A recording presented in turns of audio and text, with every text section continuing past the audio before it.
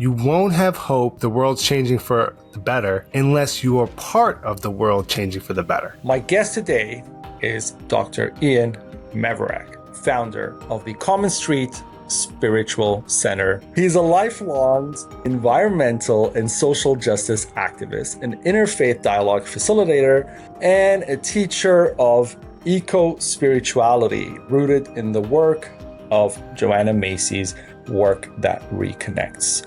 Where does eco-spirituality come into your life? When I was young, I had a mystical experience, and I just saw the light coming through these trees hanging over the block, and I just felt everything is one. Everything is good. Like, I just felt love. I didn't have any words for it, but that's really one of my most important memories I keep reflecting on. And that I would consider kind of where my interest in eco-spirituality is rooted. How does this framework help societies engage with eco-spirituality? Every time you do the work, you always follow the same spiral. It always ends in going forth. It always ends in action. What are the key ingredients to this? The inner work is more primary. And I've seen many an activist fail because they were deficient with the inner work. You have to go deeper.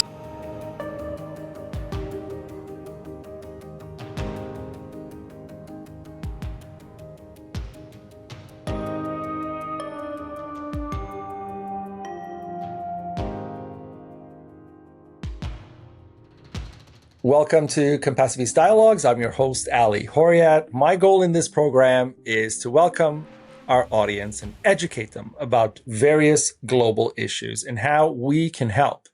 My guest today is Dr. Ian Mevorach, founder of the Common Street Spiritual Center in Natick, Massachusetts. A love-centered community active in environmental justice and peace activism. Ian holds a Master of Divinity and a Ph.D. in Theology and Ethics from Boston University School of Theology. And he also holds a BA in Philosophy with a minor in American Religion from Middlebury College. I wanted to throw that BA in because I also have a BA in Philosophy. So we have something in common. He's a lifelong environmental and social justice activist, an interfaith dialogue facilitator, and a teacher of eco-spirituality rooted in the work of Joanna Macy's Work That Reconnects. He's taught religion and ethics at Emmanuel College and served in spiritual life leadership roles at Bentley University and Curry College. Hello, Ian, and welcome to Compassiviste Dialogues. Hello, Ali. Great to be here. Nice to have you. Before I start any questions, when I was looking at hosting you, I love names, and I came across your name. And your name is not a common name, but I'm sure you knew, but I don't know if you do know. It's a very, very historic Israeli name that is rarely there is rare now. There isn't, it's not like a Cohen or something that's very spread out into the world. It's still a rare name. Did you know that? Do you know the history of your lineage and all that? I do know that, yes. I'm Jewish on my father's side, and the name is from my Sephardic ancestors, and they would pronounce it Mevorach. Yeah. In Ashkenazi, Mevorach, but it means the Blessed One, and it's one of God's names. Yes, I was going to get to that. My Moroccan friend said, it means the Blessed One. And I said, really? And they're like, yeah. And then they pronounced it, and I said, okay, I'm going to stick to Mevorach because that sounds easier. But that's basically how I found out. My ancestors changed it to Mevorach so that it could be pronounced by Americans. There you go. See, now it made it easier. And my friend kept saying, no, it's like this. And I said, no, I'm not going to ruin the whole podcast because I can't say that name. But so I was, that's where that whole thing came about, because I was speaking to a friend of mine, and the name came up. I said, how do you say this exactly? In the actual language. And she said, wait, how do you know this person? And I said, this is, and they're like, wow, that's such an old, and it means this. And we went about that. And yeah, so now people know. It has the same as in Arabic, like Barack Obama, Yeah, Mubarak, and yeah, it's the same cognate. Yeah, because it's from the old world. A lot of the the words in ancient the old world. world, Yeah. yeah, comes that ancient world. All the languages kind of came from there. So now, fast forwarding from the ancient world in your name, you've built your life around interfaith dialogue. Eco spirituality must have come a little later, as you were growing up, because I would assume, in your younger years, I don't know. This is a question I generally ask people. Where does eco spirituality come into your life? Because when I was young, even when I was in school, there wasn't so much eco consciousness in the world as there is today, or at least the way there is today. You really had to be in that department and Hmm. learning about that specifically. Whereas today, you could be in economics and there's talk about sustainability and all those things. Where when I did my economics degree, there was not 1 cent of a word of sustainability in there. So, and community building. So the interfaith dialogue, the community building, I understand.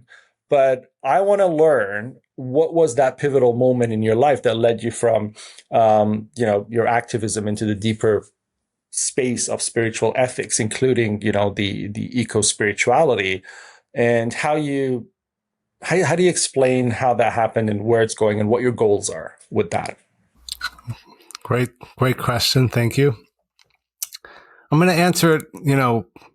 Life is not linear. Mm-hmm. It's coming in and out with different themes, and actually, this eco spirituality is rooted in a childhood experience. So I knew there was a story to it. when I was young, I had a mystical experience. I was just on my block. I was a young kid, probably like 6 or 7, and I just saw the light coming through these trees hanging over the block, and I just felt everything is one. Everything is good. Like I just felt love. I didn't have any words for it, but that's really it's one of my most important memories I keep reflecting on, and that I would consider kind of um, where my interest in eco spirituality is rooted, because I had a felt experience of the sacredness of nature and of the interconnectedness of all life. So I didn't have words for it, right? Probably the first time I became an environmental activist more formally was actually in high school. And what happened was we read Siddhartha in English class. I Googled Buddhism. I started to look into, maybe I used AOL. I don't know what search engine we're using, but I found out about Buddhism, about the concept of every being has sentience, every being can suffer. At the same time, I was learning about factory farming, and understanding. I was, gaining social awareness. I was into politics. I was part of Model Congress, so I was engaging with world issues. And those two threads combined, the Buddhism and the politics and the social awareness. And so I became a vegetarian at like age 16. And that was my personal activism. And I talked to people about it. I said, do you know about factory farms? Do you know how the animals are suffering? Do you know about how it's polluting the environment? Do you know that it's not even healthy the way these animals are treated? It's not good for your health to eat them. So that was my entry point. And throughout my life, it's really been spiritual ethics and activism and spirituality have always intertwined. So I can't remember a time when they weren't linked. The next time I was an activist was in college. The Iraq war was starting and we lit candles. We marched out into the street. We lined the streets. We were like, surely they're going to not go in because all these people are protesting. There's no weapons of mass destruction. Nevertheless, the war went on. I also got involved with the environmental activist group on campus. Famous author Bill McKibben was there. We were going around campus to turn all the thermostats down, saying, it's got to go from 72 to 68. But at the same time, I was deeply into spirituality. But it wasn't until I got to grad school, like you were saying, at grad school, I discovered, environmental theology is a thing. And that was where I really was able to combine, more formally, spiritual ethics, environmental activism, social justice activism, really get the language to kind of formalize what was kind of more intuitive before. So, yeah. And then I've been an activist for years since then, ever since. Sometimes blocking a pipeline, getting arrested, doing this or that, showing up for immigrants, racial justice, all the different issues. I feel like they're all important.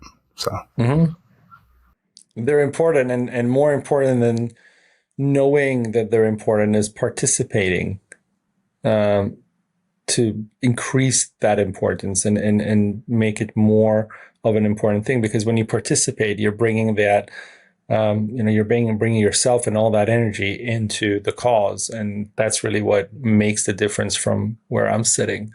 Now, the Work That Connects, inspired by Macy, frames our challenge not just as external, but internal. So not just, pollution or let's protest against the injustice of immigrants and things like that, but also separation and grief and internal personal things. So before I ask you though, for people here unfamiliar with Macy, she's a pioneer eco-philosopher. So like I said, back in the days, there was no eco-philosophy, so to speak. You couldn't go into the 1700s and get a, Baruch Spinoza and, talk about, but in a sense, he did actually. That's a bad example because he spoke about, everything being one and all of that. And I'm really inspired by his work. But essentially, it wasn't in the way that we understand it in the modern world today. And she's a systems theorist who helped, transform ecological grief into purposeful action.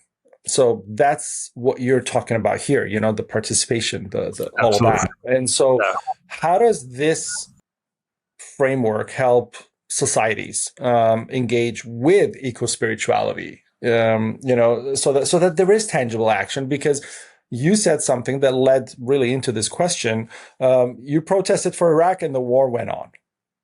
Essentially, there was no tangible reaction or resolution that you would have liked to see from your participation, right? What we want to see is our voice is not just heard, but enacted on. So we want our governments to see that if 2/3 of the country is saying no, that's kind of like our, democracy. We're saying no, something should happen tangibly.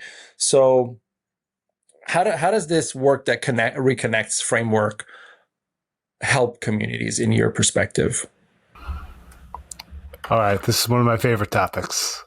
Okay. So let's do this. And I'll just to dovetail a little bit back to the last question, after my grad school work, when I discovered, in depth, when we learned all about the terrible problems in our world, ecological collapse, social injustice, war, all that grief I was feeling, all these emotions I was feeling from, learning about all the suffering in the world, they didn't give us any tools to process this. So right as I was graduating was when I connected with Joanna Macy and other mentors that she was working with, and went on, a series of retreats and learning experiences to get trained in this work. And it was incredibly important for me because I got in touch with this pain within and learned how to transform that energy into action. So this is really, originally it was called despair and empowerment work. So that's at the essence of it. But basically, Joanna Macy's work takes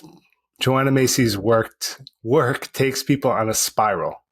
You start with gratitude, you go to honoring our pain for the world, then you go to seeing with fresh eyes, and then you move into action, what she calls going forth. Every time you do the work, you always follow the same spiral. It always ends in going forth. It always ends in action. The idea is you're kind of transmuting, especially that energy, from tapping into the grief, moving into empowerment. So you never do just one part.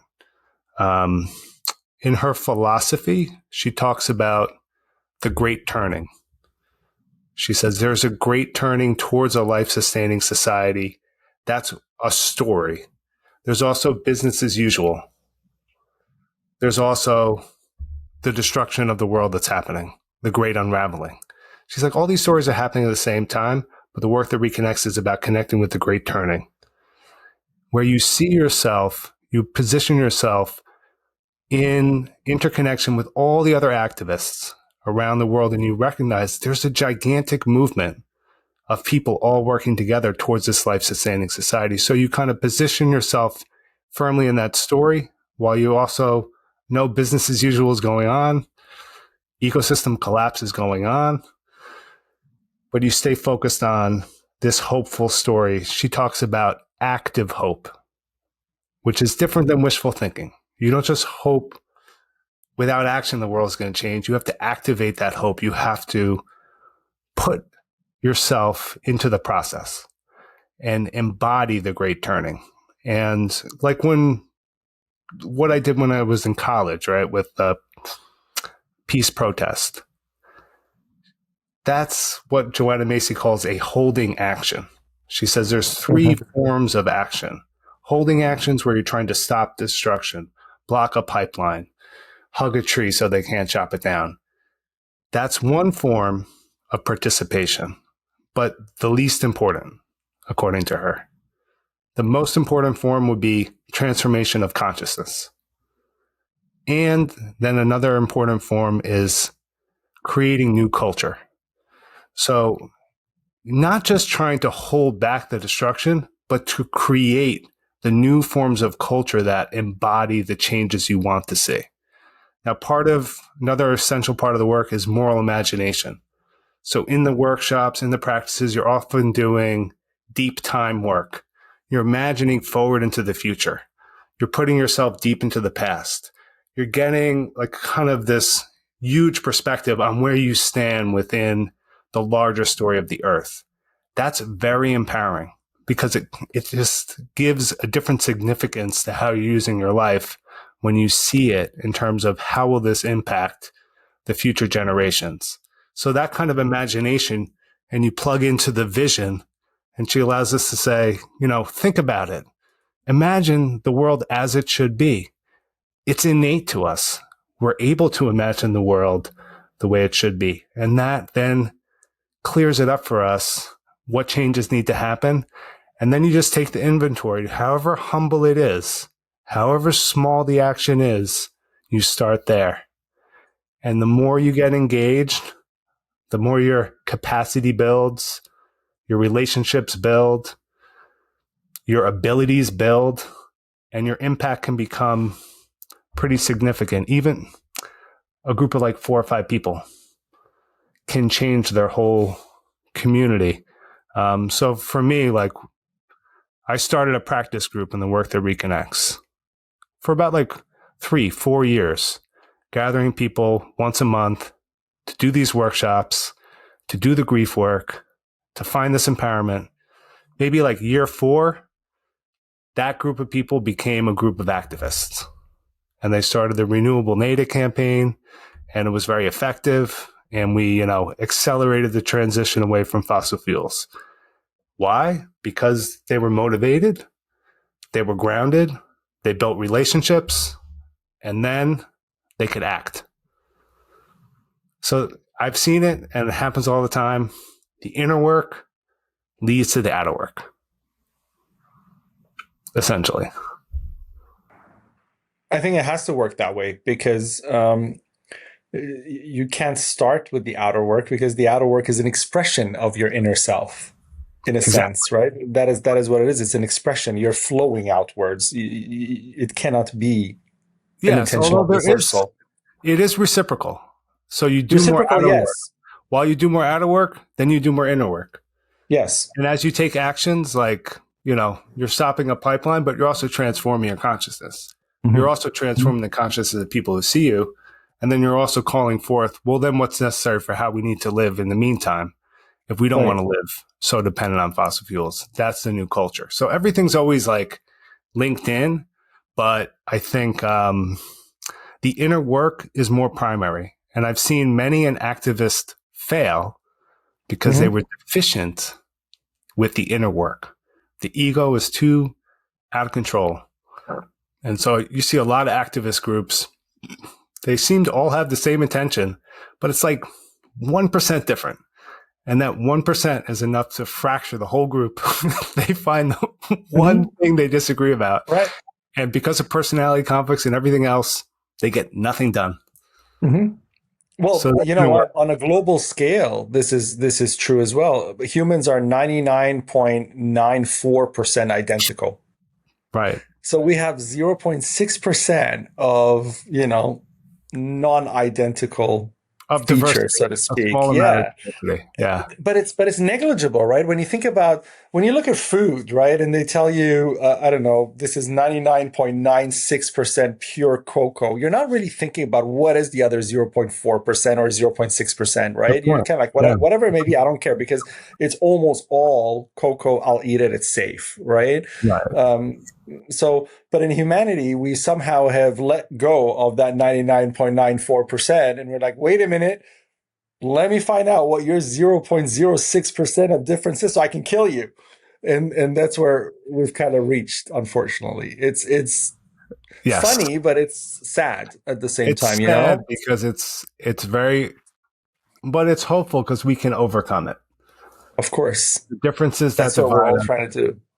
Can be overcome. Yes.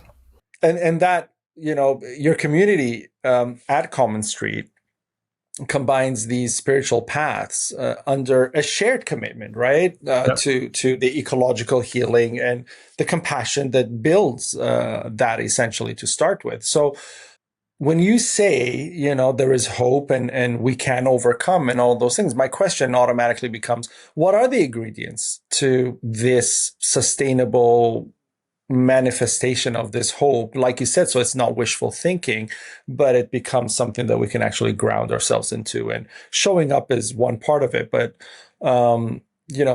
tensions arise between activism and faith sometimes. And I see that often as well. I mean, you're a vegetarian, right? And whether you're any of the Abrahamic religions, there are festivities with meat sacrifices. So, it kind of like, what do I do? Do I follow the God or do I follow my natural sense, right? Do I kill the sheep after my, Hajj pilgrimage, or do I not and risk the chance of not having this pilgrimage accepted, so to speak? Like, good question. So, what are the key ingredients to this? Well, even the Buddha ate meat. It was offered to him when he was a guest. So there's a flexibility with the ethics because, respect for other people comes first. You prioritize respect. When I'm you going see to play devil's advocate. One moment. I'm going to play devil's advocate right there. Sure. Respect. Okay. But you're respecting a crime, so to speak, of another being. So I walk into somebody's home and they have a lavish party and there's, drugs and sex trafficking going on. And because I'm going to respect my host, I'm going to say, okay, party on. I'm joining, right? That's the next level. No, it's not different. It's not different. It's just an extension. So the extension that I presented to you, right? The extreme. So I don't do that. I believe if the much is bad, the little is bad too. That's a principle that the Prophet Muhammad taught.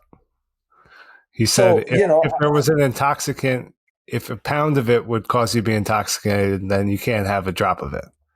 So I think, I think that's a slippery slope, because when I go to a person's home and they offer me meat, I respectfully decline and I say to them, sorry, I'm vegan. The reason I'm vegan is I would eat that meat with you if you tell me you went this morning into the open field and hunted one deer out of, a Right. bunch of deer, and the way nature would do it, because lions would do the Right. same. They would hunt one animal out of the whole flock. They're not suffocating the Right. whole flock and saying, we're keeping you all here prisoner because one day we'll eat one of each one of you. No, you guys are free. We're free. Every once in a while, when I'm hungry, I'll eat one of you. That's the way nature works. And everybody kind of understands that. So if you went out and did that, and this is that game meat, I'll eat it with you because it's part of nature. But if you bought it from the supermarket and you have no clue what factory farming it came from, I have no respect at that moment. Right. No, I hear you. And this is how I would interpret the respect that I'm talking about in this case. Let's say you and I went to someone's house and they were serving factory farm meat. Out of respect for you, I wouldn't eat it. But if I was not there, out of respect for the host, you would eat it. It's all about what context you're in, right? But it's like Right, but where that's you're not at. activism anymore because you're kind of folding your Well, for the Buddha, the I think it principles was you hold. no. For the Buddha, it was like it's an interesting case, right? Because the Buddha is one of the main teachers of vegetarianism. Right. He popularized But there was no factory vegetarianism. farming back then, which is why he ate the meat. If he was living Probably today, right. It probably he wasn't wouldn't. as yes, probably he wouldn't because it would have been considered more criminal according to his morality. Exactly. But I think the reason he occasionally did that was to build relationships with people so Mm-hmm. that they would be open to hearing the message that would liberate them from suffering. And then they wouldn't be eating meat at all because he Right. was prioritizing, like, how am I going to reduce suffering most effectively? So that was like a drop in the bucket if that was their overall Mm-hmm. life practice. But then if they became committed Buddhists, then think of all the less meat that Right. they would eat. So he would like take the hit, the karmic hit of eating a little bit of meat if they like insisted. Why? Because overall it was going to lead to less suffering. And he didn't eat the meat out of Mm-hmm. avarice or greed or Right. craving. He ate it out of compassion for the person that served. So it's all there are some It's a nuance. necessary evil, so to speak. But it's a Some very nuance. different context. You know why I I jumped on agree this with you. because I agree with you. I've heard this from different people. I know. I will guarantee you he won't because the crime associated with that event as a whole, Right. and that offering is much greater than his involvement. But Yeah. when he was living then, even then, people had meat, occasionally. It wasn't the main source of diet. So it Right. was a lot You less might, yeah, I intense. mean, we have to live in the time we're in. So Right. you can't be anachronistic and say, well, the Buddha did this 3,000 years ago, so I'm doing this. You Yeah, have to take exactly. accountability for yourself. We're in this day and age, but there are other examples like, okay, I mentioned Bill McKibben, a great Hmm. environmental activist, climate change author.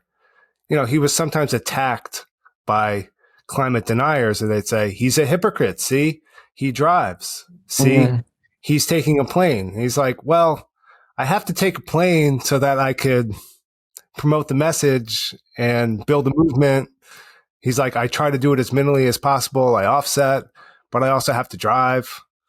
I have a low emissions car, but I still have to drive, So, like, even, within the world, we have to acknowledge we're in a society that's so destructive that as conscientious as we can be, we can't escape some of these harmful actions. But I think the ethics is around minimizing the harm. It's about being with people in the way that, you know, balances waking them up with staying in relationship in an appropriate way. And that's something you have to debate. Like we're debating a little bit. You have to debate it. Right. You have to kind of find out where the line is. And that could be dynamic. That can change in different circumstances. Hmm. Depends what someone said, what the context is. So, and we are going to make mistakes. Yes, which is And fine. part of the game. You're We going to make learn. mistakes and you're just trying, you're going to step over that line. Are you going to learn your lesson, ask for forgiveness, come back Hmm. behind that line? But sometimes it is a little ambiguous where it is. But hey, if you could, sex trafficking, all of that, of course, way over the Right. line. But also, yes, factory farming is highly destructive, very cruel. So it is way over the way line. over the line. It is. And you know what? It's also a matter of education, because often when I hear people attack others, for getting on a plane, I say, hold on, let's go back to that, because do you know that the energy consumption of the whole logistics industry, planes, cars, boats for shipping, ship lines, everything, every form of logistics you can think of, transportation you can think about, is about less than 5 or 4% of the total percentage of energy consumption that we have, and the carbon issue. 75% of this is our electric usage, like air conditioning, lights, and all those things in office towers and homes and everything else.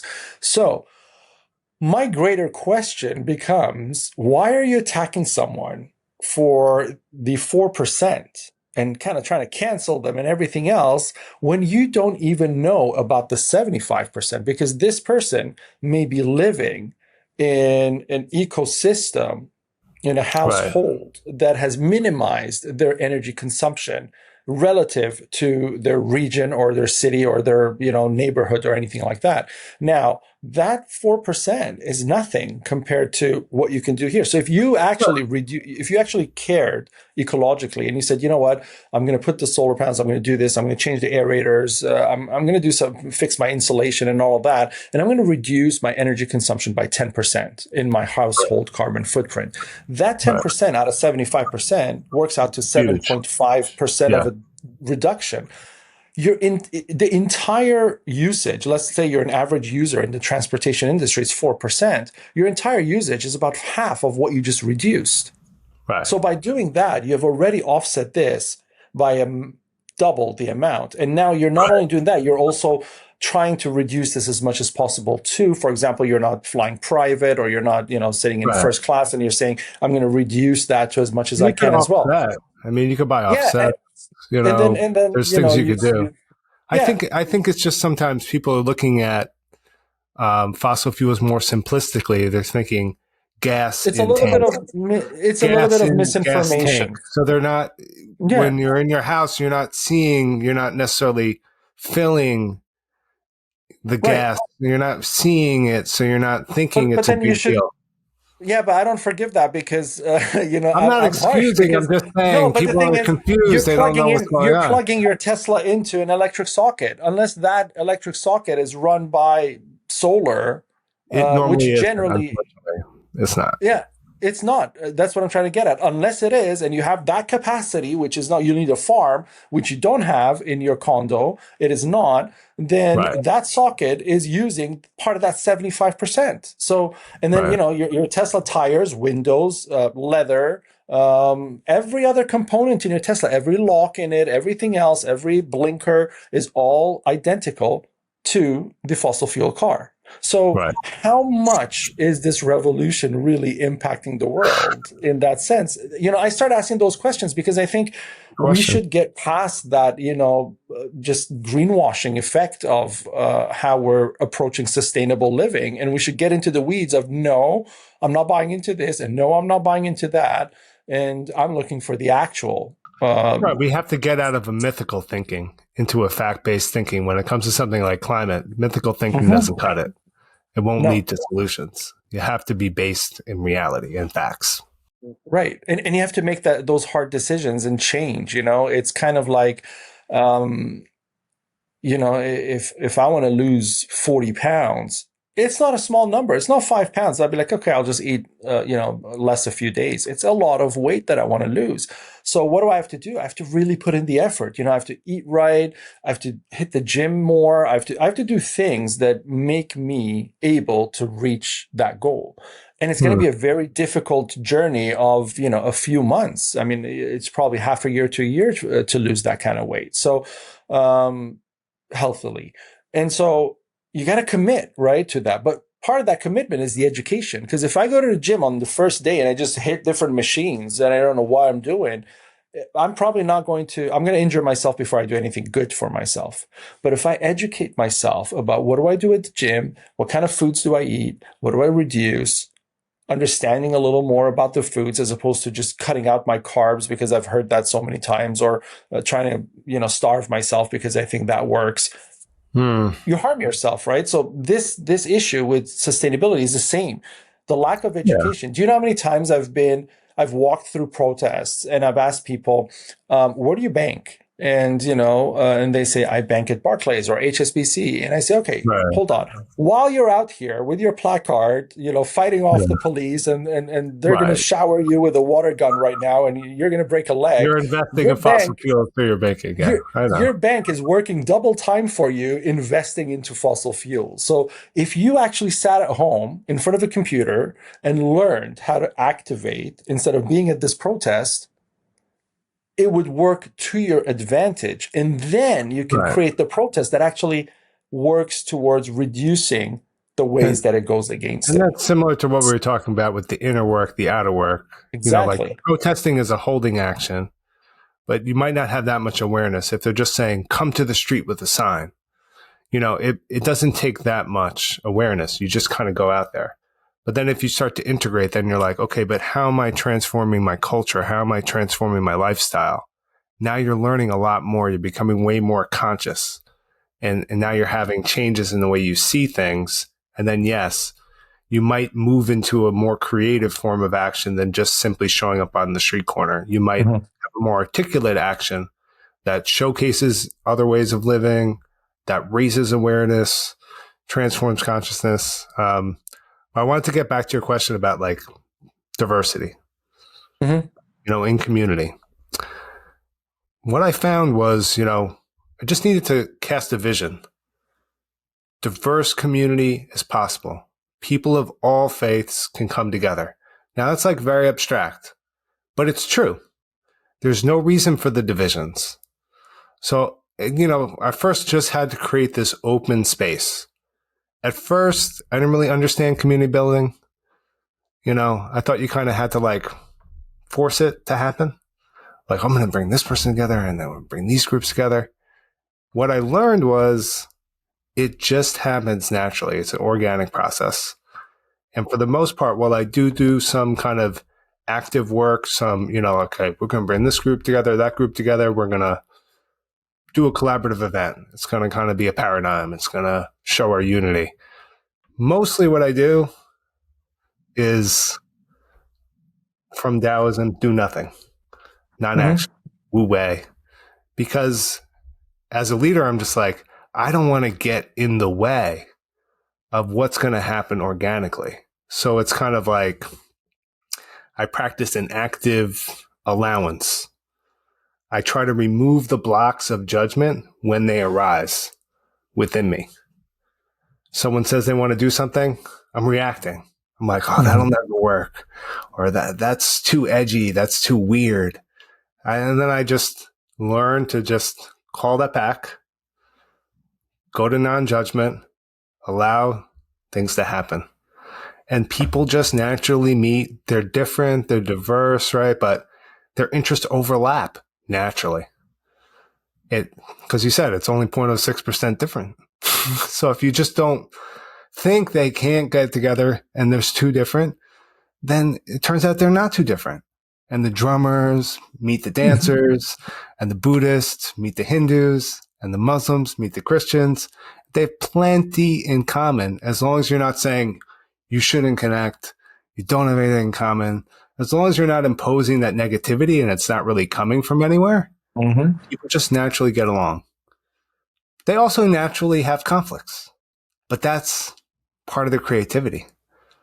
As long as it doesn't get toxic, it's fine, in my opinion. That's how people learn. They have to have conflicts. So, and you know what?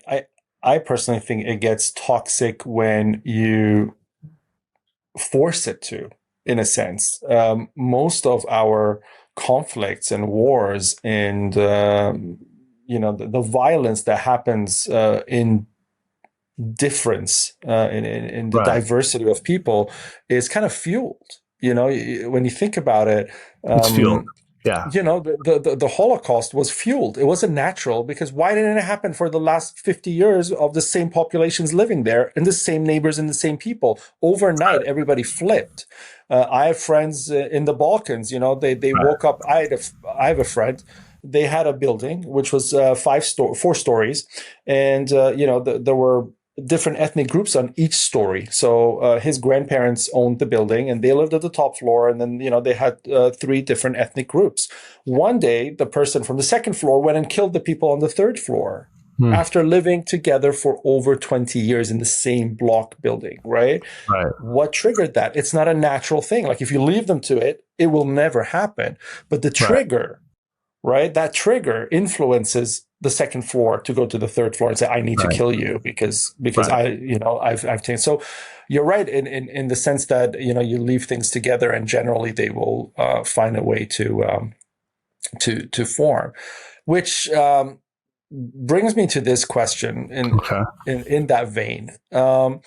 However, we generally have noticed that the biggest changes spiritually that have led into our social culture and into legislature even and law have come from these triggers and these powerful movements that were really influenced. So when you think of the Catholic Church, there was a period of time that it enforced law with so much fear, and that's really when Catholicism blew up. It didn't blow up during it couldn't have blown up during Jesus's time, because there wasn't enough time, and there was no Catholicism, so to speak. It developed after. But the idea is, through the power of the church, through the imperialism of the church, so to speak, the church grew, and it became this ginormous Sure. organization we have today. Sure. It would have never happened if you let people be Christians, because the essence of Christianity would not allow you to develop this force, so to speak. You go to Islam, you go to Buddhism today. There are Buddhist sects today that are very violent. Sure. It goes against the entire grain of understanding anything that Buddha would have said. Right. So when you think of certain religions and you think of the organized format of today, and you think of how did they come here, how did they get so powerful, and how do they move in their space right now? It's generally because they didn't let them be. It's generally because they took an idea and molded it into trademarked facility that they can now hold power through. And the church is a very good example of this. It's a corporation that is really powerful. So, what do you say to that? How do you? Well, even let's say if you look at the history of many nations, you say, well, Right. how did this nation become homogenous for a whole ethnic group within these boundaries? What you're often going to find is a history of genocide. One Mhm. ethnic group cleared out all the other ones from a certain area and said, this is our place. Religions, because they're human institutions, are animated by similar dynamics. So you have a religion that's starting to say, you know what we're going to do? Clear out every other religion from this space. It doesn't have to be by killing them. It could be by converting them. But sometimes it combines into a genocidal thing, a political, religious, genocidal impulse where the fear overwhelms people. They develop an enemy image of the other, and that can be clothed with religious and political and ethnic rhetoric. So that rhetoric, that hate speech, is what drives the genocides. Unfortunately, religious language has been used. In reality, look at the great founders of religions. It's not in accordance with their teachings. But in every religion, we see it. Why? Because of this deep history, this deep trauma, and this genocidal activity, which has been going on for thousands of years, even between humans and other species. We're going to kill this whole species, clear out this area of all the bears, kill all the wolves. Those kinds of actions, which are not healthy, misguided, but when people get triggered, when people are afraid, when they get that herd mentality, when they're kind of riled up by their leaders, then they go on these rampages of violence. It's very sad. And it's completely contradictory to the religions, but yet we see it throughout history. So I think as religions mature, right, unfortunately, most of the major ones have been through this kind of process, just like most nations that exist now have a history of genocide. Most of them do. I live in the United States. We have a horrible history: genocide, chattel slavery, terrible things. The nation wouldn't look like this. But now that you're there, now it's time to come and reflect. What are you going to do now? Are you going to keep going with the same pattern, or are you going to change? So for religions now, the Catholic Church, Sunni Islam, it's huge, Judaism, Buddhism, Hinduism.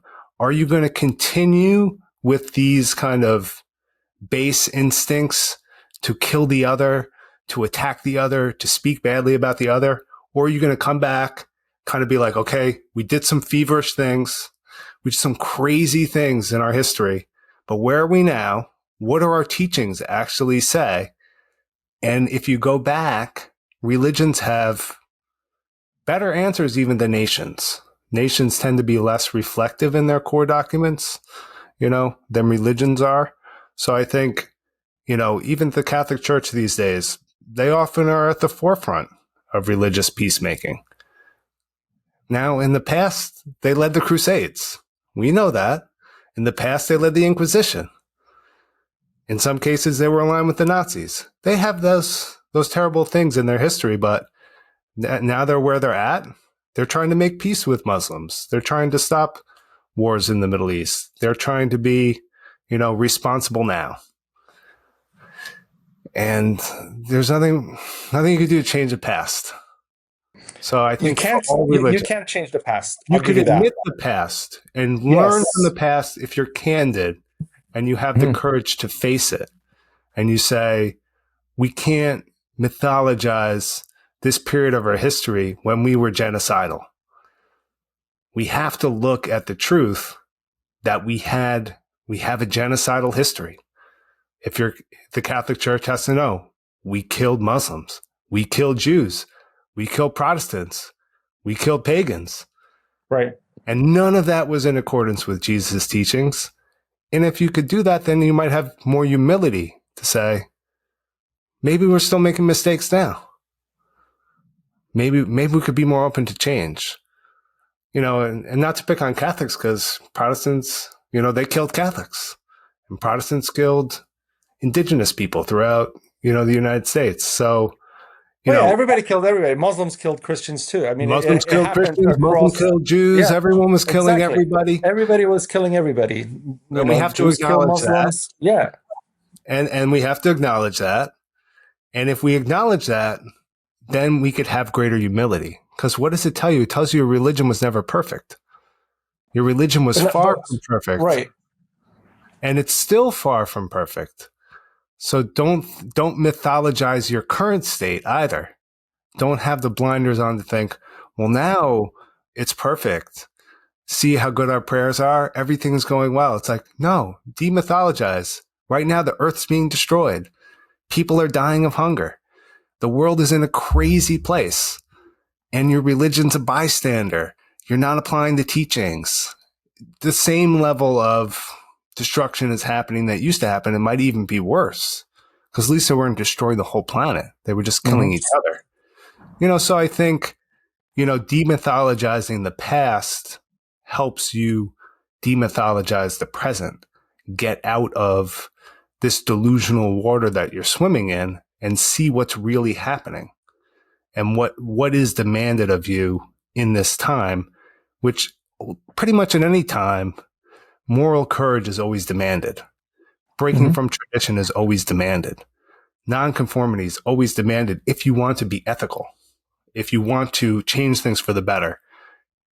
A kind of radicalism in terms of not extremism of hate, but a radicalism going back to the roots of what you know to be true, going back to the deep traditions that inform your life, that's where you're going to find some of this counterculture integrity. That's where you're going to find some motivation to really be different, take your life seriously in a different way. So that's kind of like what I see. Okay, but let me bring this up then. You're bringing a lot of positivity into this, in the sense of the hope of how we can make things better in the future. But then I, again, become skeptical. And to me, skepticism is not, conspiracy or psychosis. It's actually intelligence, because when you keep asking and when you keep thinking, but no, that's part of skepticism, and it's important to have that. The church, for example, let's say we agree that it has a 1,000-year history. Right. During that 1,000 years, you see this progress, as you say. It starts with the Inquisition and the Crusades and everything else, and slowly it's reduced. We don't see the Crusades now, right? We don't see the Inquisition. They're not killing people, hanging people for blasphemy or witch hunting or anything like that. Right. However, right into the 90s, we saw residential schools in Canada, which was brutal, which was a form of genocide. So how much did the church actually improve in just one generation ago? I mean, during the residential schools, you were alive. During the Holocaust, you weren't alive, but it's one generation away from you that they did not act in the favor of humanity. So this is not the Catholic Church, improving gradually over time. This is the Catholic Church repeating its genocide in different contextual order for exactly what you said in the beginning of let's clear everything out and let's take over. So Right, here we have this indigenous community. There is no improvement. I'm not trying to give them a total break. Okay. No, I'm not. It's not about condemning them. It's just about saying, I love that you say we need to own the past. There's nothing we can do about it. Even personally, sometimes, I change my life around. I could say maybe close to 180 degrees. There are things I did 20 years ago that were awful, some capitalistic motives and stuff that I did, that were really, really bullying or mean from a spiritual perspective. But I can't do anything about it now.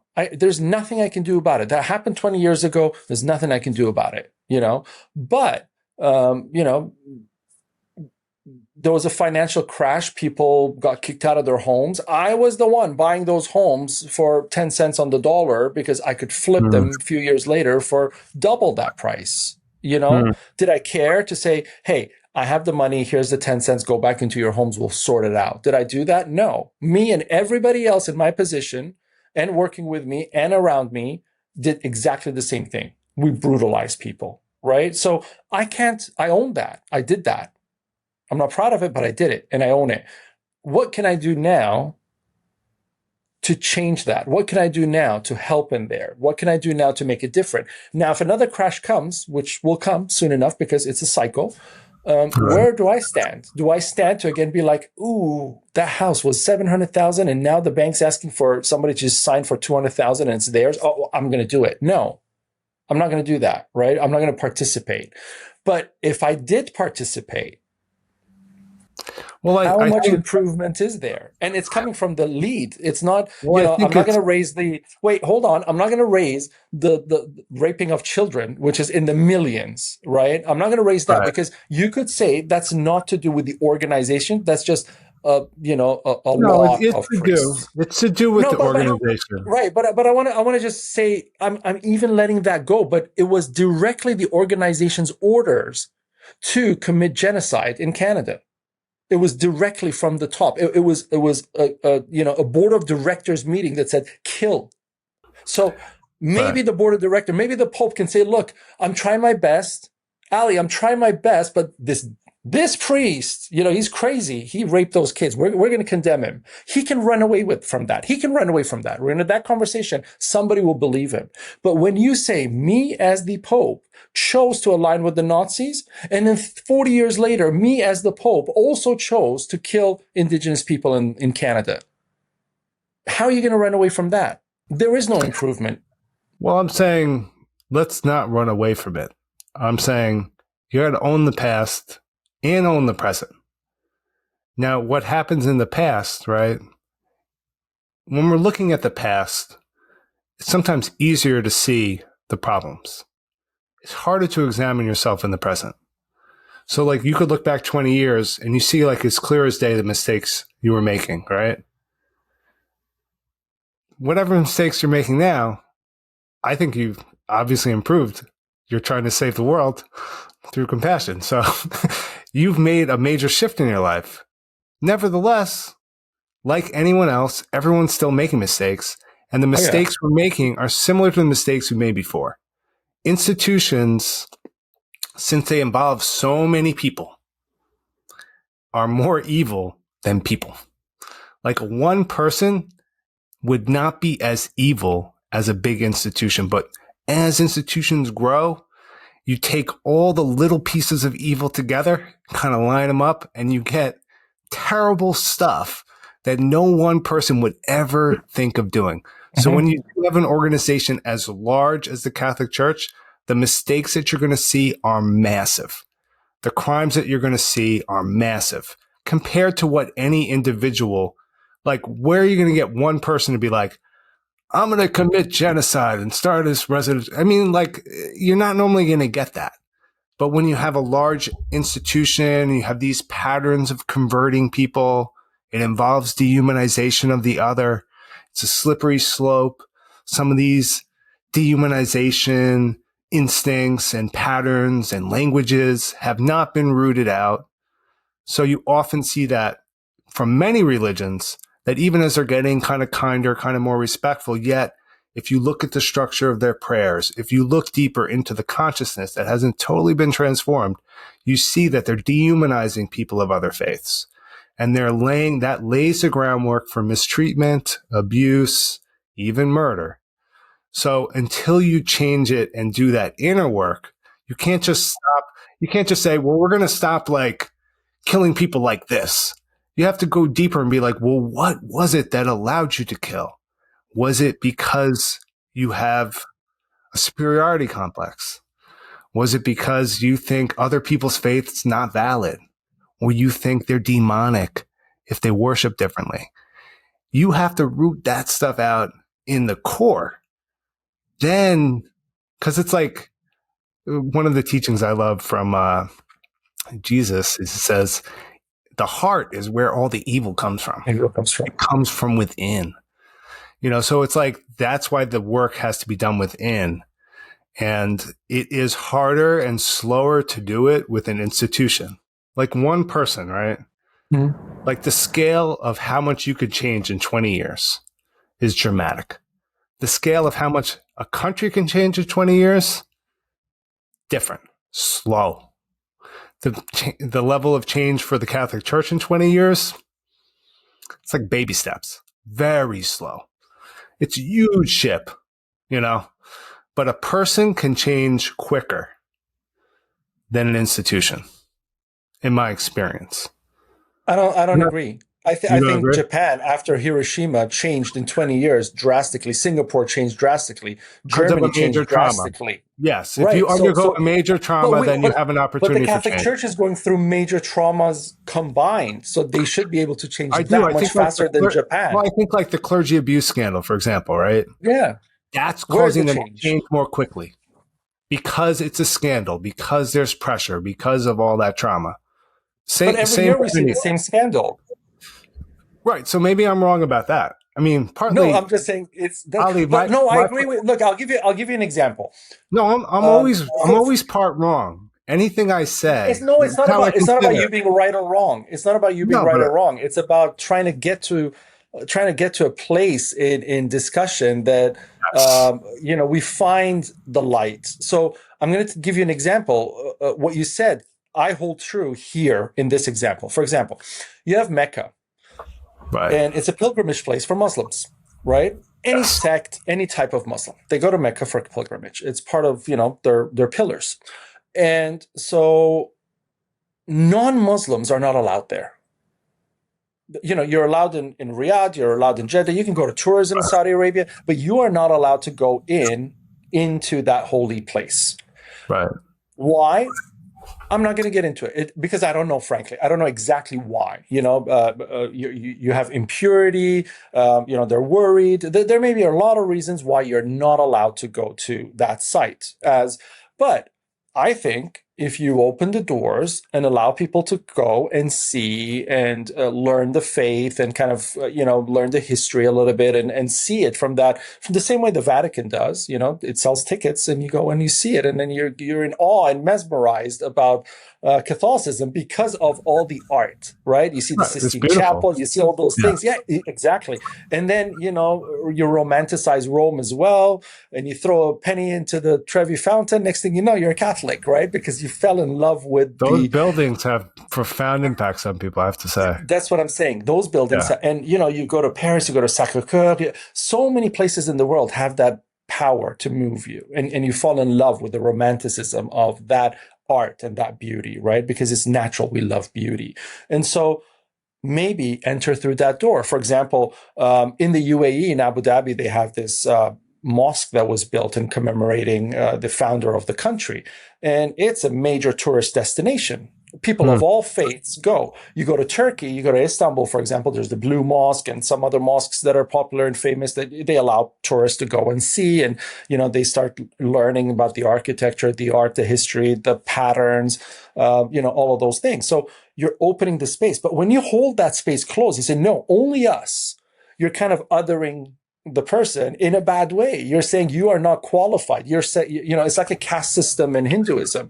You kind of can't enter this space because you, my friend, are not good enough, right? That I agree with you. What you just explained all over there was exactly speaking to this. Let's let that happen naturally. Let's let people naturally come into their spaces. Yeah, if you just didn't, like what they're, in the case of Mecca, they're intentionally blocking non-Muslims from coming. If they just didn't intentionally block, then non-Muslims would come. If they didn't have a rule that they couldn't come, they would figure it out. And somehow, respectfully, appropriately, non-Muslims would come. I think about Malcolm X. He was brought up in the Nation of Islam. After he went to prison, he joined the Nation of Islam. It was kind of like a bizarre kind of cult-led version of Islam where, they demonized white people and they had a whole different mythology from Orthodox Islam.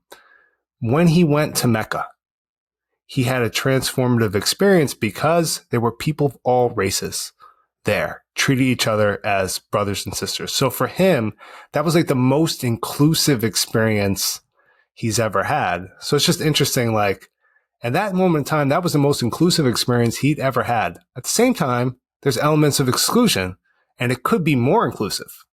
But still, it's still highly international, interracial, creates a lot of brotherhood, let's say, sisterhood of humanity. He then came back to the United States, ready to leave the Nation of Islam, ready to collaborate with Martin Luther King, ready to work side by side with white people for social justice. Everything had shifted for him. So it's kind of like sometimes, and it wasn't like he went to Mecca and then he wanted to other non-Muslims. He went to Mecca, then he wanted to work with non-Muslims. So there was something about that experience. And I agree with you. Look, if I was holding the keys to the Kaaba and Mecca, I would let everybody come. Maybe some priority to people who are, maybe some priority for people doing the Hajj because it's so important to them, obviously. But there's a lot of other months in the year, and there's plenty of do it like the churches, even the churches, in Europe, when people are going for prayer, they let them in, and the people who are tourists, they tell them to wait sometimes or buy the ticket or whatever it is. But if you're going to pray, you go to pray, then that's a different story. So the logistics, I'm not worried about. But see, this is a workable scenario. Aren't there other rules in Saudi Arabia that are pretty strict? This isn't the only place. because there's Yes, discrimination against right, women. but the thing They have is, a you lot see, of what's issues. beautiful, right? But no, but what's beautiful about Saudi Arabia now is that they've used two things through MBS, the Yeah, future it's king, the change. de Yeah, facto king. So he's made so much changes from smaller things that are large on a social level, like women being able to drive now and right. all of those things. Social But reforms. with money, he's brought in the tourism that allows people to see it from a different perspective. So, for example, Right. you have the Six Kings tennis game that pays $6 million to the winner.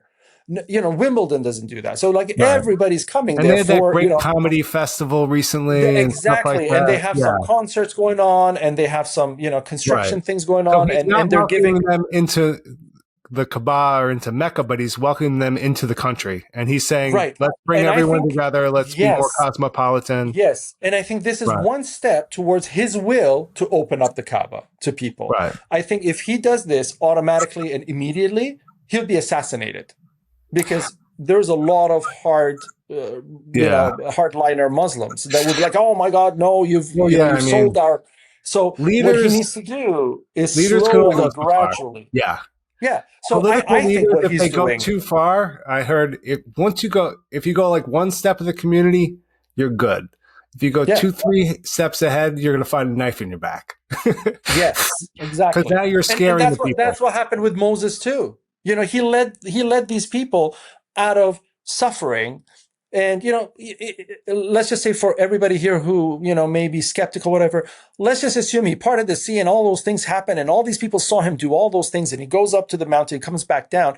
That 40 days that he left them alone, the society collapsed on itself. Well, they worship the calf. You His see, own but brother built the calf. right. So basically, what happened is, like you said, he went away for a few days. He went 3 steps ahead, and everything collapsed. And this is a society that saw a man split the sea for them. So I would listen to that man for the rest of my life, no matter what, because I saw that happen, right? It But yet happened. this happened. So I think with the case of Saudi Arabia, these slow growths of let's slowly allow music, let's slowly allow Right. people in the resorts to have alcohol now, like you have a Four Seasons by the Red Right. Sea, an American is there, they want to have a beer, sure, give them the beer, right? Slowly integrate. That's what happened in the UAE too. I remember a story from the UAE from the founder of Dubai, and some clergy people came to him, and somebody had opened a nightclub across the street from a mosque. Hmm. And some clergy people came and said, in our morning prayer time, which is just at the break of dawn, which is the same time the club's closing, Hmm. there's all these drunk people, women in short skirts and everything coming out, and they're right across the parking lot from us, and this is wrong, and you should shut it down. And you know what he said to them? He said, why are you looking at women in short skirts? Always another angle. Yeah. Right? And that conversation ended there. He said, when these people come into your mosque and start dancing with their short skirts on and puke in the parking lot and things like that, and it gets out of hand, I will make sure to stop that. But there is freedom. Maybe somebody doesn't want to come and pray and they want to go there. That's their prerogative. That's their freedom. Slowly, the Yeah. culture of the country opened up. And that's why Dubai is the way it is today. It is so Right. inclusive and tolerant and all of those things Right. Just a because, few changes, removing right. some of the blocks. That's what I was saying earlier. If you Yeah. remove the blocks, what naturally happens is something very inclusive. And But, I think Saudi Arabia is doing an right. amazing job Right. of So they're this kind slowly of reforming. slowly, Right. right, towards that, opening of the world and Mecca and making people I kind of, respect the process. Yeah, I respect yeah, it. I think that's what it is. So when people come to they come at Saudi Arabia and they're like, but these laws and it's all those things. I'm like, no, you're miseducated, or you've never wanted to educate yourself. All you've done is listen to the CNN headline, Well, and that's it. well, if And you grew up in the United States, right, we have a right, solid Islamophobia culture. yeah, So there's a bias in the news media, and everyone's thinking Muslims, evil, hmm scary, oh, terrorists. I had this firsthand, Ian. I had this firsthand. Let me tell you this story. September 11, right? Mm. It started. Tough It day. started on a Tuesday. It was the second day of school starting, right? Universities and stuff like that. I was in my first class of my political science master's. We are in class and the planes hit and everything. And everyone's like, oh, I heard this, I heard this. And if you remember back then, it wasn't really internet and stuff like that. Like you wouldn't pop your Instagram and see everything happening. So news was traveling slowly, word of mouth. So, we turned on the TV in the little classroom that we were in. And everybody's watching this like, oh my God, like it was ridiculous, right? Like I still remember that day. And then we turned off the TV and it was kind of like, okay, let's introduce ourselves. And, I'm Tom, I'm Mary, and all of that. And I'm Ali. And the actual professor, turned to me and said, why did your people do this? As if I had some knowledge of, oh, well, let me tell you why. Because, I was speaking to Ahmed the other day and he said, what are you talking about? Why did your people, right?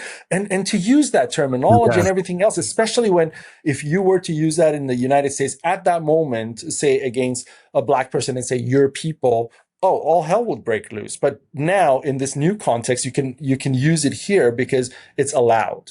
So Right. The I went through racism that was hell allowed. myself. Yeah, I went through that hell myself. So I know exactly what you're talking about. And I do appreciate what you're saying. Yeah. I mean, I appreciate what you're saying with, with the way that you're saying it works and it evolves. I see it happening in Saudi Arabia right now. It is evolving. It did not have the institutions, the businesses and all of the things that it has today 50 years ago. It didn't exist, and today it's growing and it's changing. But that's one of the rules of life. Everything's changing. Everything's evolving. That's why part of why I have hope, right, is that people look at the way things are, right? They're like, I wish things would change. I say, they are changing before your eyes. Everything's changing. It's just a matter of how it's going to change.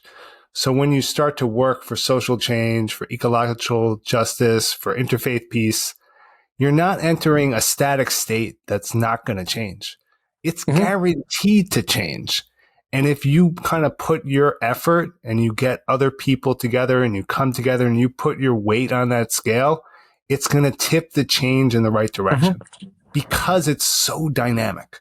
And that's why we've seen like the great leaders, the great activists, the great movements have achieved change because with the effort in a dynamic universe where everything's evolving and changing, that intentional energy. Yes. Plus, part of my hope is this. The universe, when you align with the will of the universe, what wants to happen? Like if we're working for compassion, compassion is at the heart of everything. Compassion is the goal.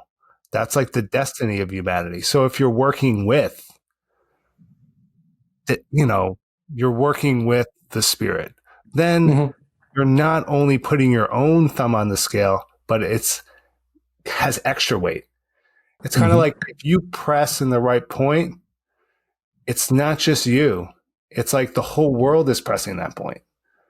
And that's what makes it more powerful. If it's aligned, then it will be more powerful. If the change you're trying to make is not aligned, it might really rebound. And even if it's close, but not quite in the sweet spot, it won't really work, in my opinion. So it's really about that alignment.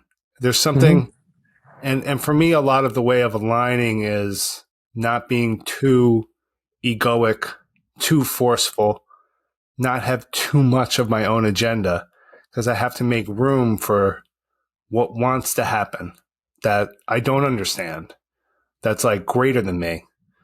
So it's a kind of a gentle touch. You still want to take action, but you don't want to slip into egoic action that then, even though it's so close to what is needed, yet if you just slip a little bit into not only am I going to change the world, but I'm going to get famous.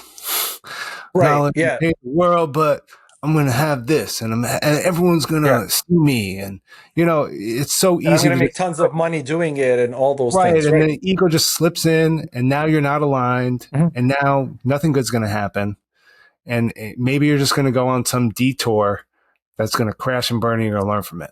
But Yeah. that's And why I have hope. part of it is what you say.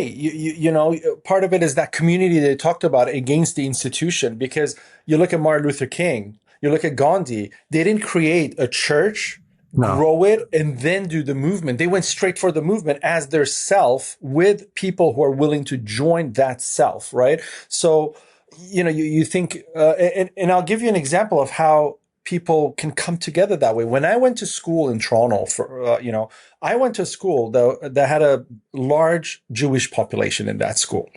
hmm. And I naturally made friends with Jewish people, my classmates and Doesn't stuff for the surprise first me. time in my life.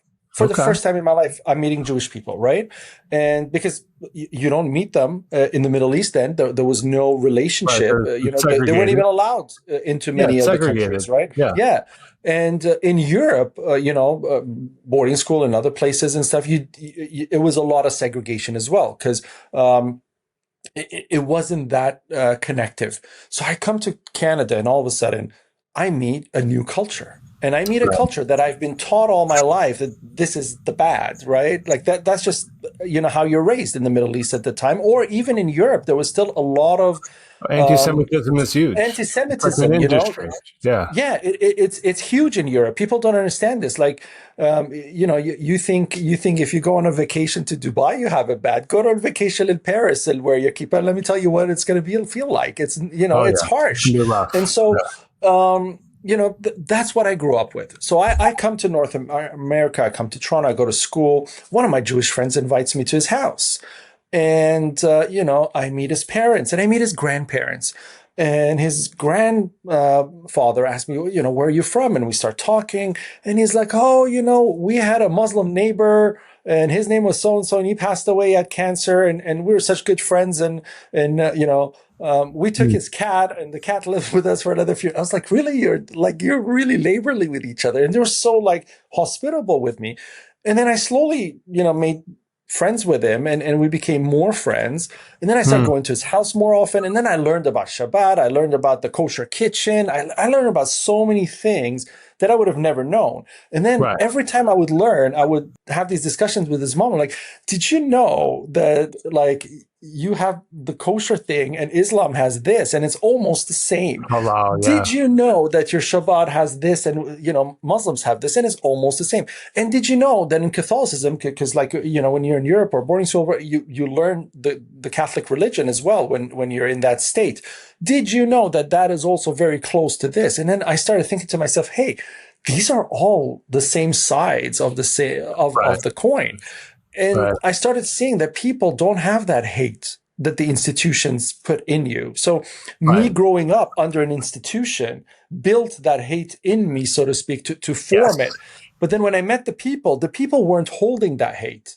The people Right. were holding compassion, camaraderie, And that's what neighborly comes feeling. naturally to people. Right. That's You what see? comes. That's what I've been saying. It And comes that's why I naturally. don't like institution, because I feel like when you build the institution, it forms these, kind of harsh pillars that start to Well, take Ali, away from I what's agree with you. natural. I agree with you on this. So, for me, it's like the institutions exist. You're not going to be able to delete them, right? But Mhm. the work is at the growing edges. It's at the margins. And what's most alive with spirituality can't really live in the institutions. The institutions reject this and they push kind of like this living culture of what really wants to take place now out to the margins. So, you know, some of the most beautiful things that are happening with spirituality are happening kind of like outside institutional context, in emergent spaces, in interfaith spaces, with the gay community, in spaces where they're not allowed to be in the institutions. What I expect is like a new spirituality, a more integral form of spirituality that combines multiple religions, that deals with the climate crisis, that deals with the issues that are facing our world, that brings people together across nations. That kind of innovation isn't going to happen within institutions. It's going to happen on the outside. Then later, the institutions will be like, this is picking up speed. This is popular. Then they'll appropriate that and they'll adapt. But they won't do it. They're so cautious and they have such a strong ego, these institutions, that they, like, for example, like the churches in the US, most of their history, very anti-woman. Women be silent. No female preachers. No female clergy. Then you have the women's rights movement happening outside of the church. Women gain the right to vote. Women go back to work. Women get all these rights that they were denied. Then the church has picked it up from the outside. They didn't do that within themselves. They would never have had that capacity. Same with the gay rights movement. Churches never let any of that happen outside the church. Then the churches are like, oh, I guess it's a basic human right. So half of them, only half of them, or less than half of them said, I guess we should acknowledge basic human rights in our churches too. But so a lot of these things happen on the outside and then they come in. Even like with the UN and kind of the understanding of human rights. If we didn't have human rights, if we didn't have the Convention Against Genocide, how would the church even be able to critique itself for the residential schools? They never would have seen that. That has to come from the outside, from, other sources. So I think I wouldn't put my faith into institutions. And I think sometimes people do put their effort and their faith into trying to change the institutions because they're so big. If we could just change them, they have the power to change everything else. But they're resistant to that change. So the truth is you have to just build these new cultures, kind of like in the margins, I would call it, or in the spaces that are not institutionally controlled. That's where the growth can happen. And you can't really worry about these institutions too much. Eventually, though, they'll appropriate. They'll appropriate it. If we live long enough, one day we'll see your work, taken over by the church and saying, this is it. This is what we should do. And they'll they would have pretend never that they've been listened to doing it for the last 1,000 years. They'll be like, yeah, we've always done this. Everyone will forget. So, but I agree with you that the best place to put the energy, I believe, is not into trying to reform the institutions, it's trying to have a full expression of your truth. You really want to have a full expression of your truth. You don't want to be a situation where that's muted and you're fooling yourself. You think you're going to change these gigantic institutions. Yeah, I think maybe there's some people called to that. I don't want to judge. That could be someone's calling. But for me, I'm more interested in what's emerging kind of in those edges, in those places that are less controlled. Because that's where I feel like the creativity is really there.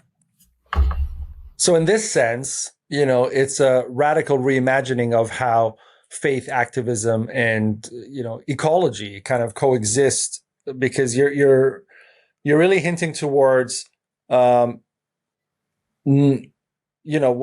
everybody who made change did, when Gandhi saw that, I think my nation would be better off this way. I'm not going to go to the institutions and try to, force that. I'm just going to get the people. Or even Martin Luther King, he said he didn't go and knock on the White House door and say, hey, I have a few things I want to raise.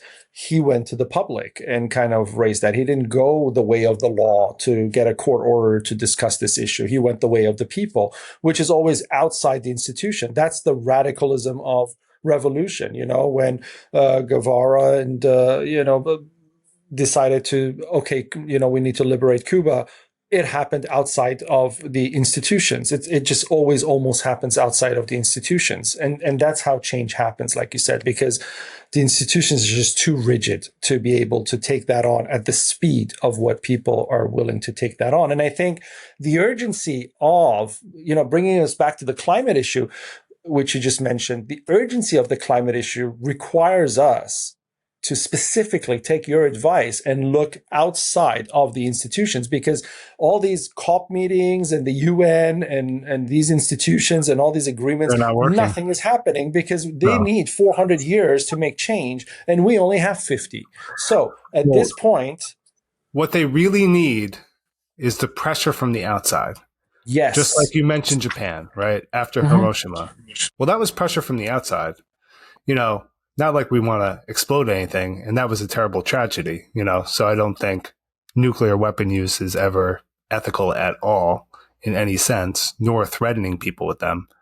But I think, for institutions to be inspired to change, people have to rise up. So we need movements that are flourishing outside of institutions, putting that outside pressure, forcing them to change, either because they're losing credibility, they're losing power. A whole government can be toppled by 3-4% of people showing up on the street. Yeah. If you got enough people, and that's what King was kind of doing. He was bringing a lot of people to Washington. He was physically, it was like a physical pressure on that White House to say, like, better change the rules. We got a lot of people here. These people are going to storm through the gates. Yeah. They were scared. They were like, this is just one demonstration. If we don't make this change, he's going to gather even more people. Maybe they're all going to go on strike. What are they, so once institutions feel like they're losing control, then they will change. They will compromise. And that Gandhi. And it's easy to lose control. Yeah. And it's very easy to do that. Yes, it's very easy. Look, people get the information and they get leadership and they rise up.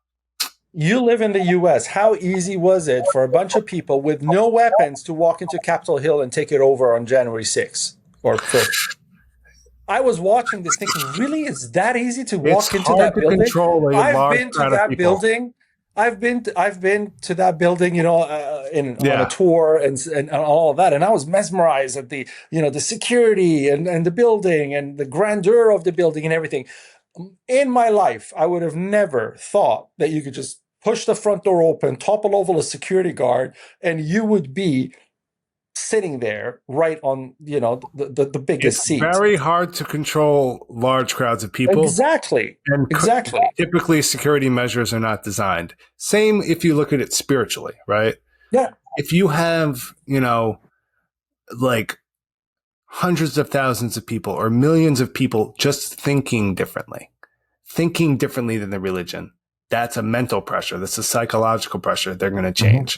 It's more subtle, right? But similarly, this is how, things change. So I do think, like you're saying, something more radical, something more revolutionary is called for in these times.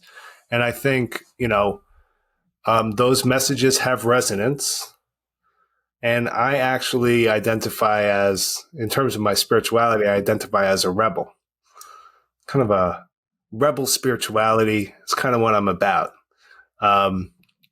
Because I believe in a spirituality that's counterculture, that calls out the injustices, and in interpreting the religious teachings, the teachings of the founders, in contrast with the institutions. So I'm really into that. And I think, when I look out across what I know, the American landscape, for example, of religion, it's very exciting. There's a lot happening with spirituality outside of institutions. Young people are opting out of institutions, the highest rates out of religious institutions. And, there's a lot going on with interfaith, with kind of psychedelic spiritual renaissance taking place. People are way outside the box. Eco-spirituality is huge. Incorporating indigenous spirituality, whereas, just look back a couple decades, people were part of churches that were so negative about indigenous spirituality. Now indigenous spirituality is highly popular. People are thinking, they're saying, wow, we're in an ecological crisis. Maybe we can learn from the indigenous people. We've heard that they know more about how to live in harmony with nature. And guess what? They do.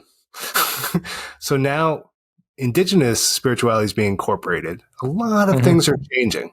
And that kind of transformation of consciousness work is also going to proceed and precede rather, the political transformations that we need, the economic transformations.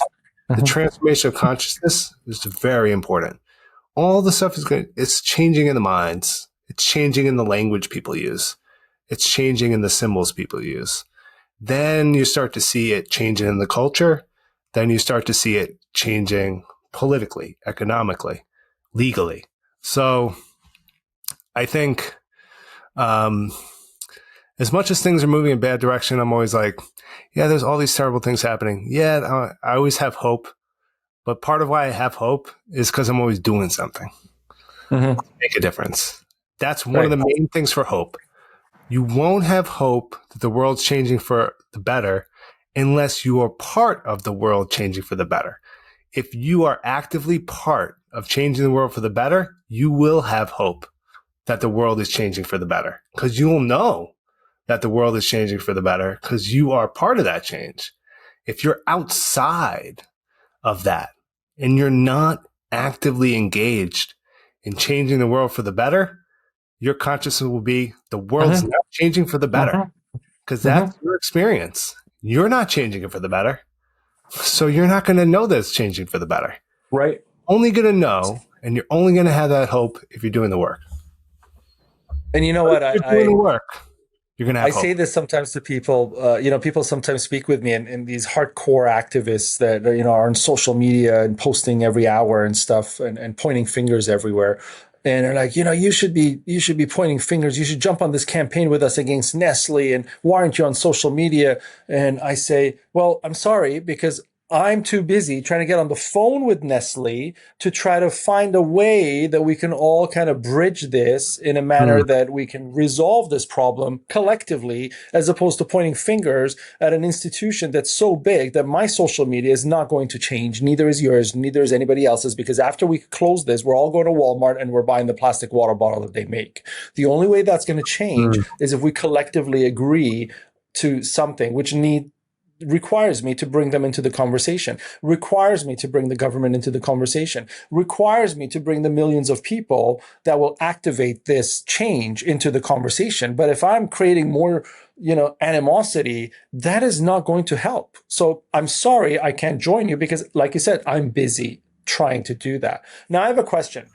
Sure. Because we both agreed on this radical revolution concept and everything else, now people are going to take this episode and they're going to say, okay, we got to start a cult. No. That is radical revolution. So how do you differentiate between doing the right thing and bringing people together to do the right thing versus, Ian goes out there, calls on some of his friends, they come, they sit in the basement and they start thinking, and then Fight Club happens, and the next thing you know, they blow up the city of Boston. So how does that not happen and the good thing happen? Because, when you think about Fight Club, at the end of the story, they didn't have a finishing because nothing changed, essentially. The whole movie was about not taking the institutional crap, but then the movie ends with everybody dying. And so, I might as well have lived as a slave to the institution, because at least I was alive, I was fine, I was driving my car, I had debt and everything else. So, well, it's like you could say, how do you do let's that? say you have a really committed soccer team. And they practice a lot. Now, are they a cult? Now, they're not, right? If you have a really committed... Depends. What's your definition? I wouldn't say they're not. I'm going to get into it. It depends on the definition of cult. I'll get into it, okay? So, I've been working in the field of spirituality for many years, over a decade. The question, I started a spiritual center. The question has often faced me. Is this a cult? So is this the next Scientology? I'm not new to this, right? I'm not new to this conversation. Cults have specific features in terms of the negative connotation of cult. If you're using a strictly academic term of cult, all religions are cults. Yeah. But, in terms of the negative, pejorative use of that term, right, in popular language, typically cults do things like this. They create relationship fissures. So person part of the cult now can't relate to their family members anymore. They're cut off from their family members and friends who are not part of the cult. Then the cult is controlling their behavior, what they wear, what they eat, their sex lives. Typically, cults are very exploitative. So there's some kind of economic exchange going on in favor of the cult over the members. The members are losing money. They're deprived of sleep. They're working for free. So, there's that element of exploitation. There's often abuse. There's relationship breakdown. And also then there's just the wackiness of bring what they believe into the light of day. And it's just wacky. So often there's a secrecy. Cults have extreme secrecy. They're not transparent. And there's many other elements, right, that would be characteristic. So I'm very familiar with what that is.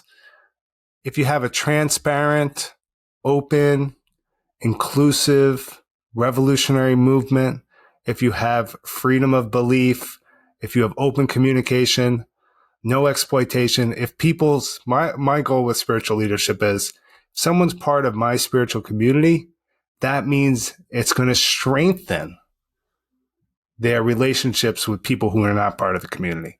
If being part of the community damages their relationships with people who are not part of the community, that's a failure. Their participation in a spiritual community should strengthen the relationship with all the relationships they have with people who are not part of that community.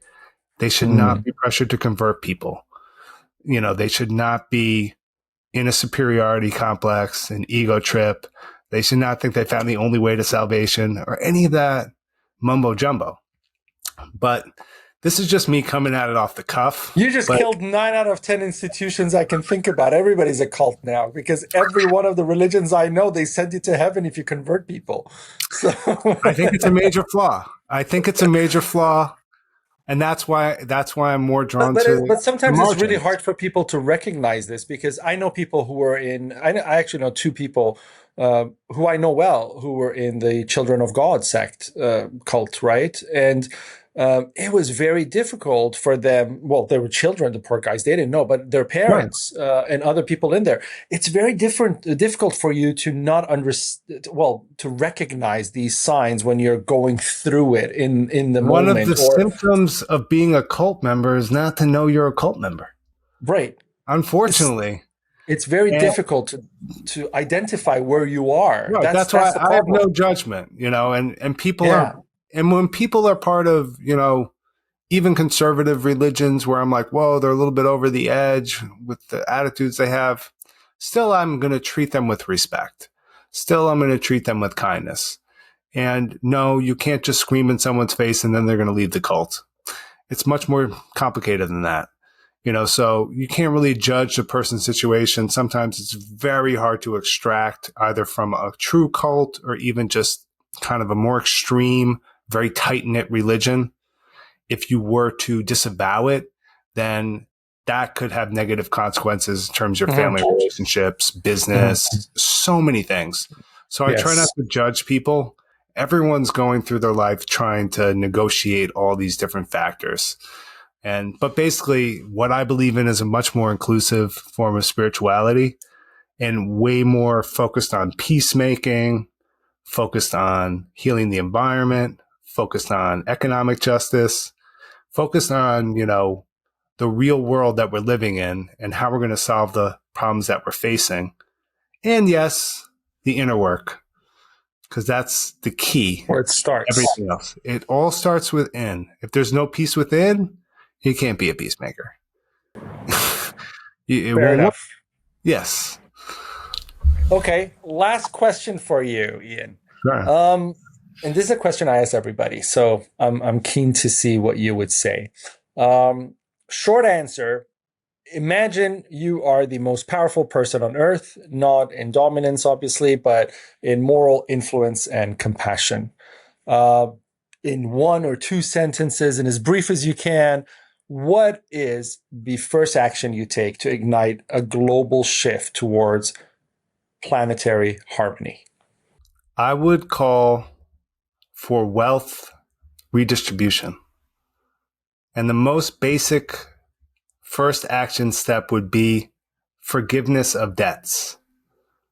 And I believe that balancing and kind of repairing wealth inequities would restore balance to humanity, to human society, not only between individuals, but between institutions and nations, a balancing of wealth. And that, from having balance within our societies, that would tend towards balance and harmony with nature and would solve it all. Now, you want to know how I got that answer? I like that answer? Ali, you want to know how I got that? Tell me. So, at one time, who was the most powerful person on earth in terms of morality, in terms of spiritual influence, compassion?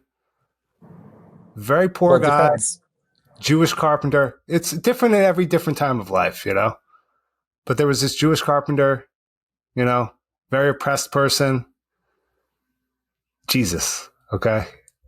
This is what he taught. He taught wealth redistribution. That famous prayer where he says, "Forgive us our debts as we forgive our debtors."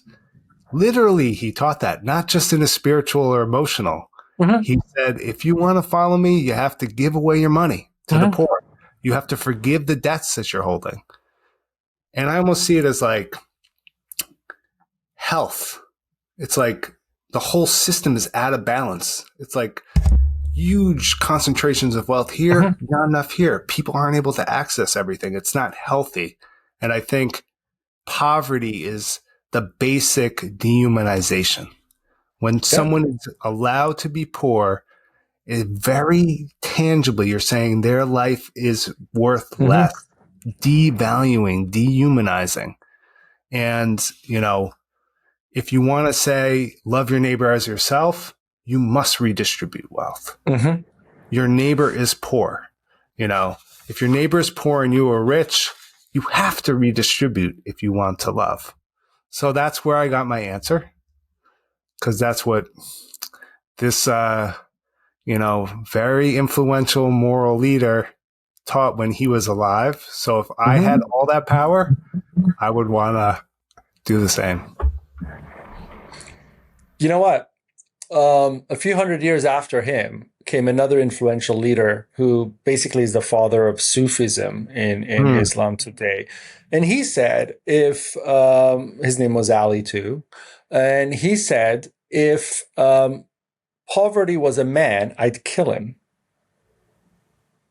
Because that's the root of all problems to him. It's the root of all problems. Even when you look at the environment, right? Right.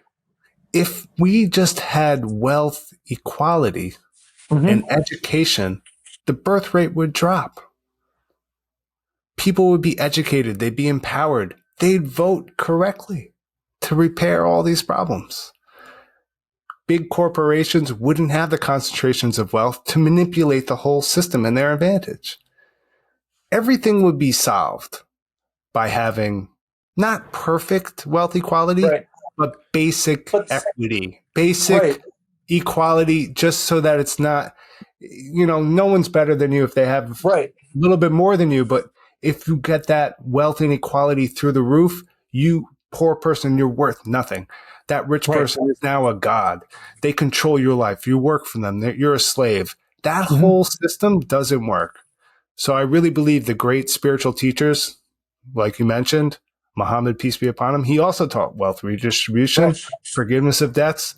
He was all about living simply, sharing, because that is the root issue. Right. But before them as well, many other people have said this. You know, I think every moral teacher that you can raise will have. The great moral teachers have always said this. Is my point. The great moral teachers of humanity have always said this. Buddha said it as well. Right. Exactly. They all taught the same thing. Right. Right. But I have an issue here, and that is they didn't live at the time of this extreme form of capitalism. They lived at a time where wealth distribution or forgiving debt or sharing bread with a neighbor equalized people. Today, you know, a person like Bill Gates distributes, you know, a little percentage of his wealth. And he has the ability to do this without the fear that Jesus was promoting, because Jesus or, Muhammad or other people, they were saying, let go of that. Like it could have been 30 of your 60 cattle. It's like, it's okay. Don't worry about it. It's your neighbor, or redistribute, or be one with your community. But Right. today, Bill Gates is giving away because he has an unlimited amount of money, really. And Well, I there's money think generating at such an alarming rate that it's not fearful to give away $100 million, but it's not a right. redistribution of wealth. No, And you no, no. can't really That's a redistribute wealth performance into, that's like right, a philanthropic performance. right. It's That's not a theater. But rebalancing of wealth because right, but he's not committed to rebalancing wealth. exactly. He's So committed to retaining wealth right. and And controlling giving things in the world. exactly, and Yeah. giving enough so that it stabilizes, right? That's what it's about. It's economic stability. But we cannot commit to this in today's world, because what's going to happen is the poor are going to give the other poor their share, which is normally what happens. You Yes, go the to a poor are poor way more person's generous. house. The Yeah, the poor poor are are way more more generous. generous. So Yes. I was in a situation where a poor person literally gave me half of his whole entire wealth. No, no, but Ali, you didn't hear what I said. Like, hear what I was saying. Forgiveness of debts. Now, Right. I'm not just saying interpersonal debts. I'm saying all that credit card debt, all that student loan Yes. debt, Yes. all the international debt, all the Yes. mortgage debt, all of that Yes. should be wiped out and the bank should be bankrupted. Right. See, that's what I'm saying. There should be a total forgiveness of debts. That would be just the first step, but that would A be a total huge forgiveness of equalizer. debts, but wait, Ian, a total forgiveness of debt means specifically a shift away from capitalism, because Yeah. capitalism's essence is debt, because interest comes from debt. You have no interest on no debt, Well, that's why the Prophet right? Muhammad taught against usury, against interest.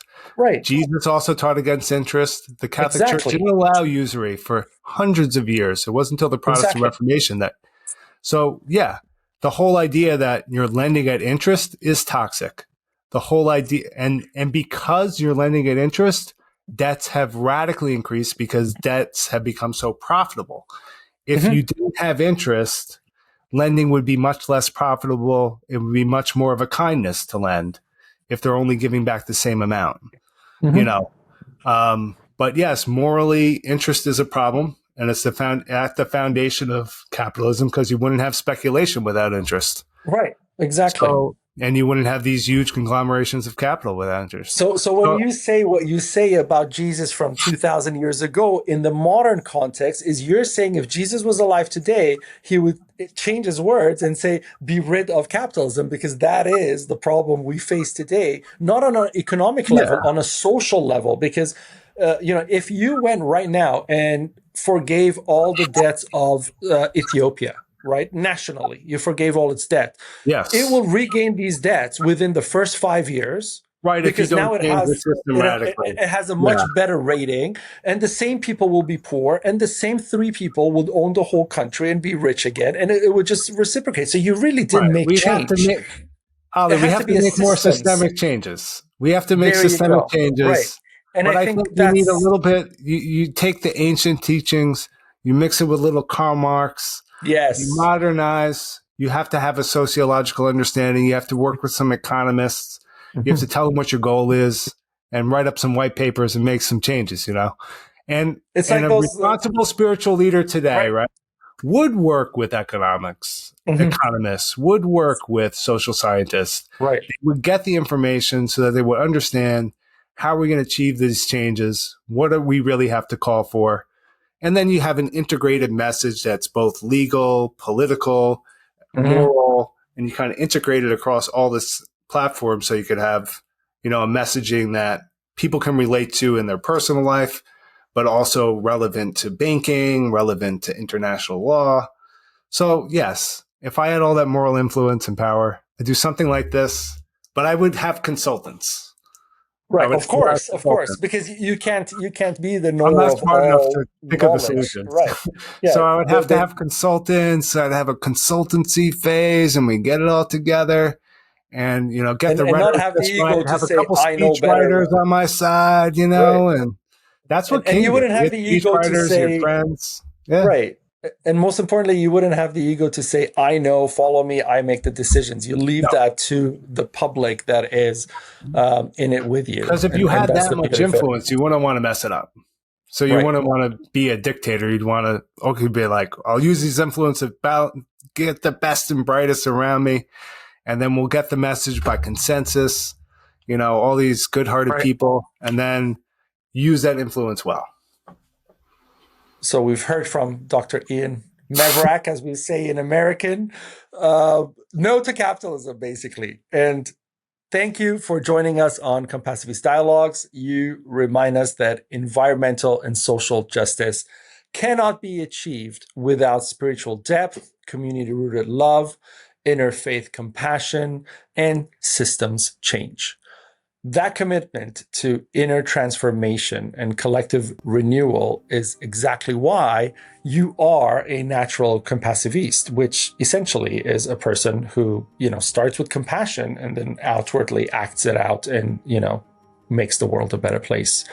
To our audience, please subscribe to Compassiviste Dialogues, share this episode, explore the links below for Ian and Compassiviste. Follow us on our social media so I can bring you more exciting people and share better stories like Dr. Ian Mevorach's. We're here to help change the world together.